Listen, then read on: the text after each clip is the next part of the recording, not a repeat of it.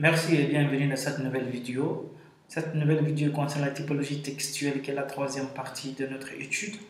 À la fin de ce cours, vous seriez capable de reconnaître les caractéristiques du texte explicatif. À la fin de votre lecture, nous allons essayer de répondre aux questions de compréhension. Dans ces questions de compréhension, nous allons voir de quoi parle-t-on dans ce texte, en quoi le sport est-il excellent, que fait le narrateur dans cet extrait, relever dans le texte les sports collectifs, à quel temps sont conjugués les verbes du passage. Alors, cette question, vous devez souligner les verbes, tous les verbes conjugués du texte afin de déterminer le temps les plus utilisés. Pourquoi doit-on pratiquer le sport? Quel est donc le type de ce texte? Il suffit votre réponse. Alors, c'est quoi un texte explicatif? D'après la définition plus simple à comprendre, le texte qui explique des idées, un concept, des phénomènes, des événements ou la manière de fonctionner d'un objet. Donc ça, c'est une définition plus simple. Vous pouvez voir dans d'autres contextes, d'autres définitions. Alors, la fonctionnalité d'un texte explicatif, le texte à dominante explicative sert à expliquer, à informer, faire comprendre, renseigner, etc.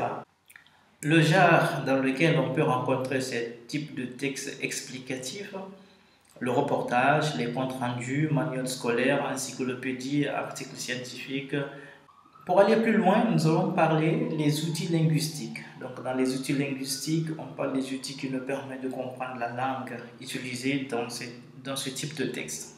Les temps verbaux de base, le présent, le passé composé, qui sont les temps les plus utilisés. Il y a d'autres temps, mais bien sûr, sont les principaux. Les principaux marqueurs de relations utilisés, de but, d'explication de cause, de conséquences ou de conclusion, de temps d'opposition, d'addition. Par exemple, pour, afin de, pour que, ce sont des marqueurs de relation de but, de conséquences, par conséquent, donc ainsi, etc. Le vocabulaire et les syntaxes. Le vocabulaire spécialisé, technique et précis. Utilisation de périphrases, présence de phrases impersonnelles, il semble que, etc. Toujours dans notre démarche, nous allons essayer de voir les principales caractéristiques de ce texte. Ce type de texte comprend un lien de causalité, exemple des phénomènes, des conséquences, des causes, des problèmes-causes, problèmes-solutions, des exemples, des comparaisons pour souligner les ressemblances et les différences, des faits, des chiffres, des données, des statistiques et des dates, des termes techniques ou spécialisés, des définitions accentuées en caractère gras, etc., des photos, des illustrations, des schémas, un énonciateur neutre offrant un point de vue objectif, des paragraphes, des titres et des sous-titres. Le support de texte que vous avez lu, vous pouvez ressortir tous ces éléments dans notre étude. Comme je vous ai dit, à la fin de ce cours, vous serez capable à reconnaître un texte explicatif.